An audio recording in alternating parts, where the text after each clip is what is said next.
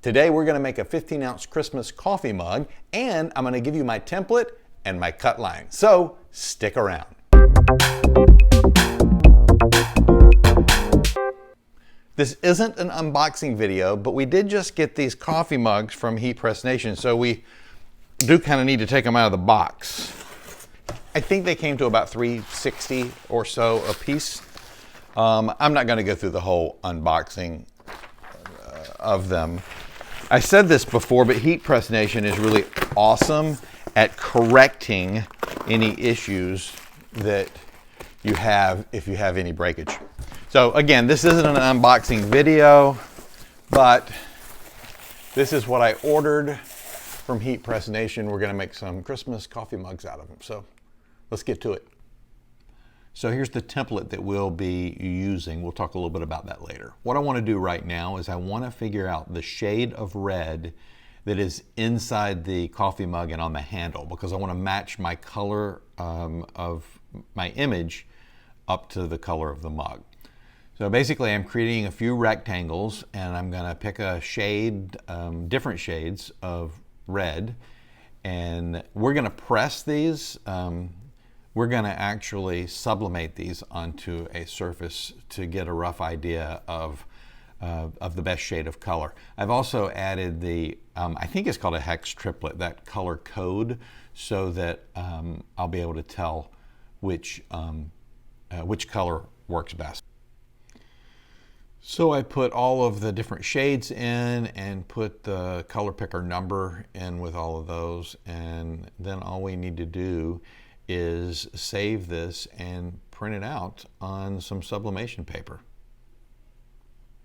Okay, so here's what we're going to do. I printed out the different colors. It looks the same on here, but it will sublimate correctly.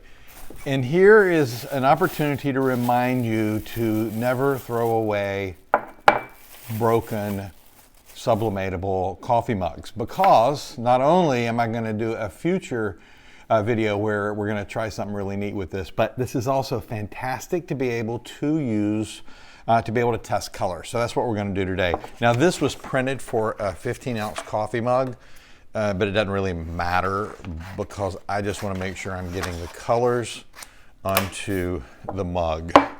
Now we are going to go over a little bit later on how to use the template, but right now all I want to do is get these different colors on this coffee mug along with the color number. So we'll cut these out, and we're gonna put this on the mug. We'll go over a little bit later on how I wrap the coffee mugs. This is not how I normally do it, but this is just going to be real quick to try and figure out what colors we need.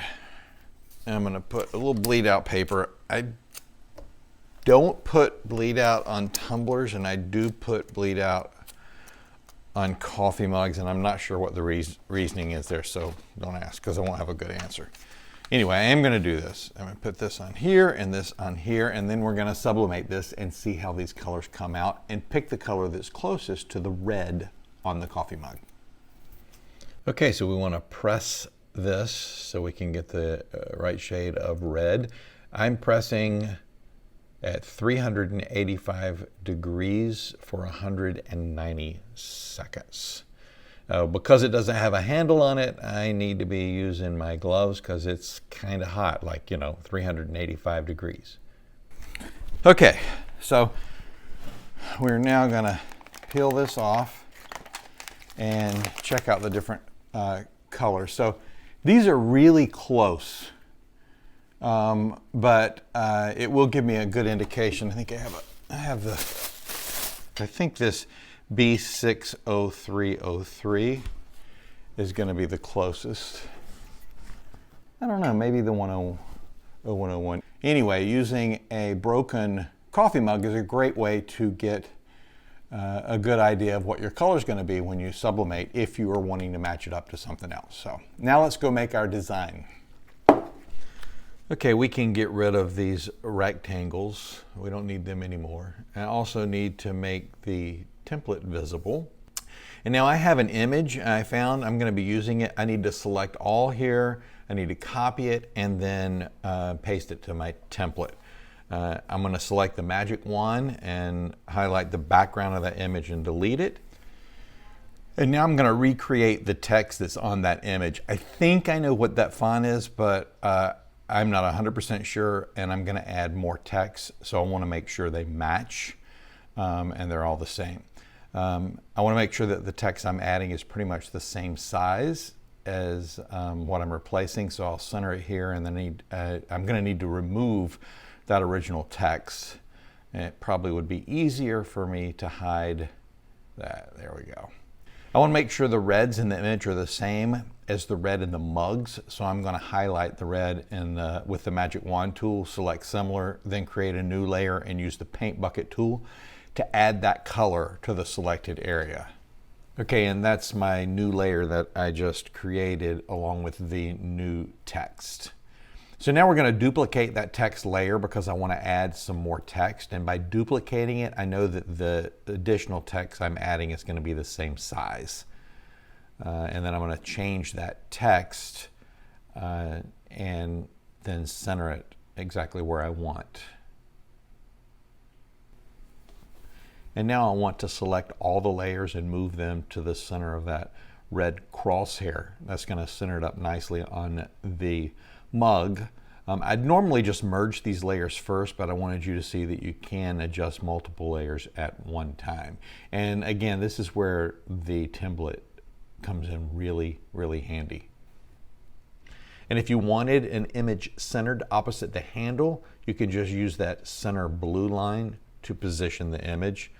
I almost always double the image and then put it on either side of the mug. And that's what I'm going to do here. I'm going to duplicate those layers and then merge them into one layer. And then I'll flip that image horizontally, duplicate it, and move that duplicated copy over to the other little crosshair. And then I can center that thing up, and it should center up nicely on the coffee mug. So now we want to take this and save it and then print it out on some sublimation paper. Okay, we have the image printed out. There it is. And I'm going to share the template that I use. If you want to use it, feel free to download it. It will be in the descriptions. Basically, it's a cut line. And if you'll see, there are two black lines there and one center line. This center line is the really important one. Actually, when this came out of the printer, the paper shifted a little bit. They should be equal. They're not. It's no big deal. That center one is the most important. So what I'm going to do is I'm going to cut, and I'm going to make sure that I leave at least part of that center line. I don't care about the outside edges, because what I'll do is cut all the way. I'll cut as close to the image as possible. And so there's what we've got. And then what I will do is take a piece of tape and tape on one side and then a little bit smaller piece on the other side. And then I've got me a little cloth that I probably should clean. I've been using it for a while just to make sure I don't have any fingerprints on it, especially this one because I was using it earlier to show y'all. But here's the trick, and here's why this is really cool and important. And I'm going to also share the template, the 15-ounce template, to show exactly where you want to put the center of your image in order to get in order to get the image correctly situated on both sides. So this center piece I'm going to put on the opposite side of the handle. So I'm basically looking at the handle and I'm going to take that center piece. I also have it the exact height from the bottom, so I don't have to worry about up and down. I just lay it on the table and I will put that dot right on the center. Make sure that the bottom is all flat, and then just push it like that. Now I'm going to have an image on each side that's going to be centered because of that little black line. So I, like I said earlier, put a little piece of blowout paper, and again, I don't know why, because I don't do it on the tumblers. Maybe I should start doing it on the tumblers. Yeah, who knows? Anyway, maybe it's habit. I'm going to take this, I'm going to line it up here and here, and then let's make a coffee mug. Okay, so again, I pressed this 385 degrees for 190 seconds. It looks like I got a lot more pressure on this than I actually do. Anyway, after 190 seconds, it is finished. We want to take it out. It is hot. I'm holding it by the handle, but only do that if you feel comfortable. Okay, so this has just come out. What I typically do, I put a little teeny tab on this one piece of tape, and I typically go ahead and pull the blowout paper off, and I usually give it about 30 seconds to cool. And then we'll take a look and see.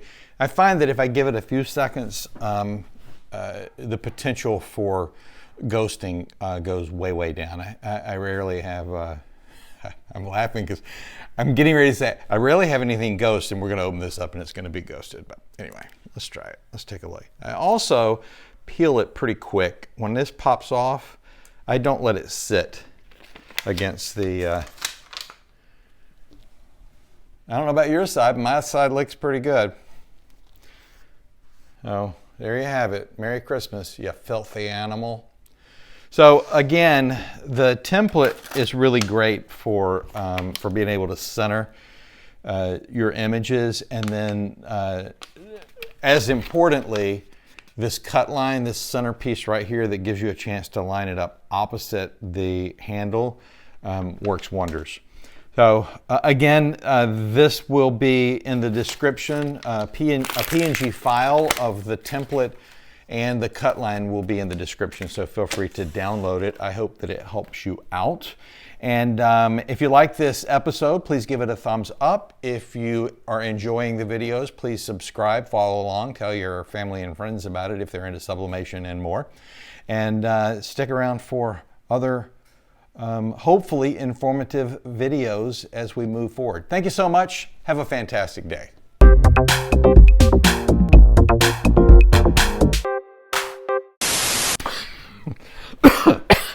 Sorry. Oh, babe. Hello, friends. Hello, friends. I get it right. Can you tell I'm from North Carolina?